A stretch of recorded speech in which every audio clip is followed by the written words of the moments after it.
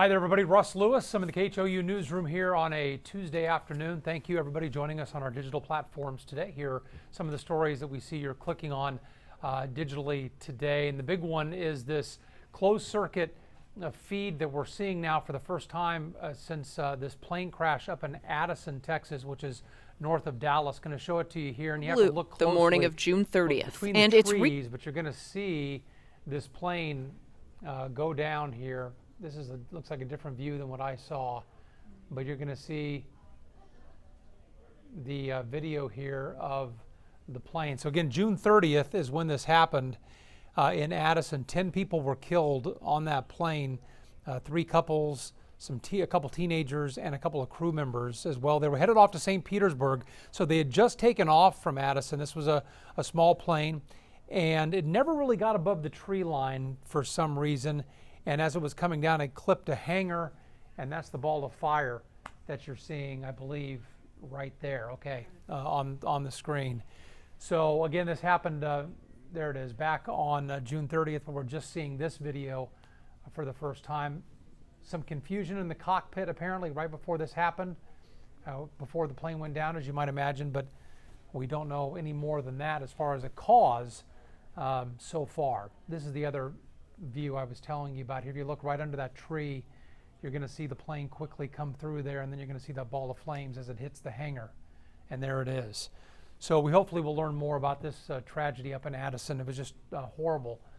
So many families impacted by that plane crash a couple weeks ago. Another story that you're clicking on today that really has concerned a lot of people in San Antonio. Authorities there in San Antonio and the surrounding counties have found 8 bodies in 8 days. As far as we can tell, these are all unrelated deaths. Some people identified, some not. But a lot of people wondering when this is going to stop. Just a weird coincidence that really has upset a lot of people. Again, 8 bodies in 8 days have turned up in various ways and various places around San Antonio. One of them was this woman, Andrea McDonald, the missing mother. She was found, and police say her husband murdered her. So that's one of the cases. A man searching some property found her body a few days ago. So we'll give you any update on that as soon as we get it. But again, maybe just a strange coincidence there in San Antonio, but upsetting a lot of people there. So many bodies have turned up lately.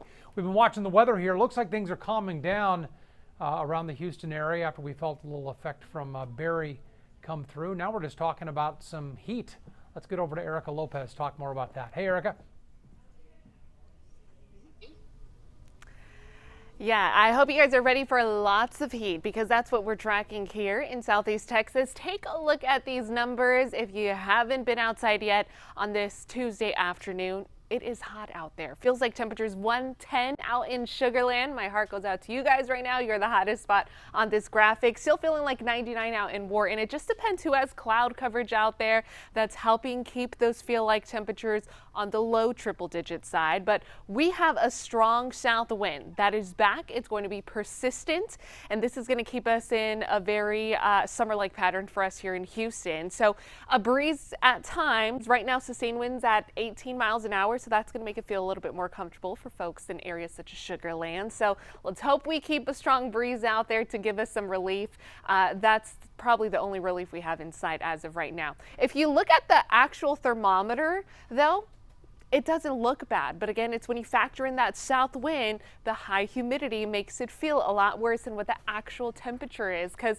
it's actually seasonable for this time of the year. 91 out in Cleveland, 95 at Bush. That's average for this time of the year, but again, we all know the humidity just makes it feel less bearable. So if you're trying to find a way to cool off, maybe heading out to Galveston, it's not a bad day out there. Keep in mind, we still have some strong rip currents out there for some folks. Wave heights at about 2 to 3 feet, and then the water's at 84 degrees. So go find a way to cool off. It's a great summer day for us here in Houston, and that stretch is going to continue.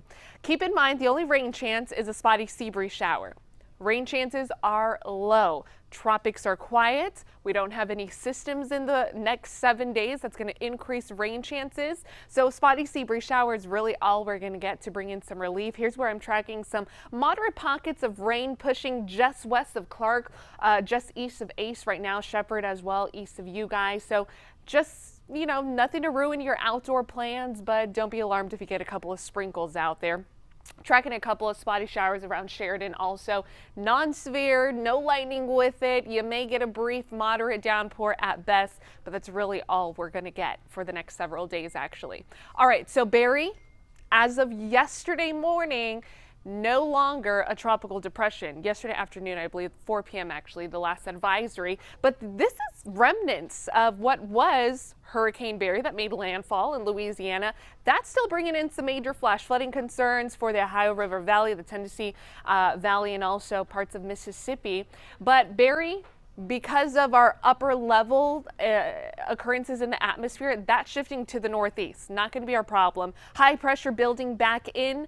That's going to dry us out. That's heating us back up. We're talking excessive heat possibly into this upcoming weekend. So just be prepared for another long stretch of summertime heat for us here in Houston. So again, high pressure building in. Rain chances, a slim spotty sea breeze shower at best. Coastal areas will have the best chance for that. And we're talking heat index valleys like we're already seeing this afternoon, as high as 110 for the next several days because of high pressure that's hanging around. So again, the majority of the rain across the country will be because of remnants of Barry north and east of us, but notice we will only get a spotty sprinkle at best. This is what our short-term resolution model is showing, but I think a lot of this not even able to reach the ground. It's going to be more in the form of virga, which means water is evaporating in the atmosphere, not necessarily touching the ground. That's going to be our only chance of rain for the next 7 days. A quiet forecast, I will take it rather than the alternative, which would be a busy forecast like we had last week. The good news, again, the tropics are quiet. We don't have any disturbances that are threatening us here in southeast Texas or any part of the Gulf Coast. As a matter of fact, it's just the heat that now we have to worry about. Make sure you're staying hydrated. Temperatures creeping on up to upper 90s by Sunday. That means feel like temperatures possibly topping out at 112. A heat advisory may be possible for this weekend. So hope you guys are staying cool. I'll toss things back to Russ. All right, Erika, thanks a lot. Okay, 50 years ago today, you know what happened, right? From Cape Canaveral, Apollo 11 left the launch pad, headed for the moon where it would land for the first time 4 days later. Coming up on the 411 today at 4 o'clock, we have an interview with NASA legend Gene Kranz. He was the man here in Houston. He was the man, I should say, here in Houston, in charge of mission control. And he's the guy that you've seen in the movies. I think Ed Harris played him in the movies. And he's just, he's a great guy in his 80s now, and he just has so much history, and the details he remembers are incredible 50 years later. We're going to be talking to him today on the 411 at 4 o'clock. So we hope you'll tune in on the TV side to see that. I want to show you what the Astros are doing to commemorate Apollo 11 and the moon landing. We'll show you a picture here of this special cap that the guys are going to be wearing. Now, the Astros are out of town right now, so they're back in town to play the Athletics on Monday night. That will be July 22nd. And so that's what the team's going to be wearing on the field.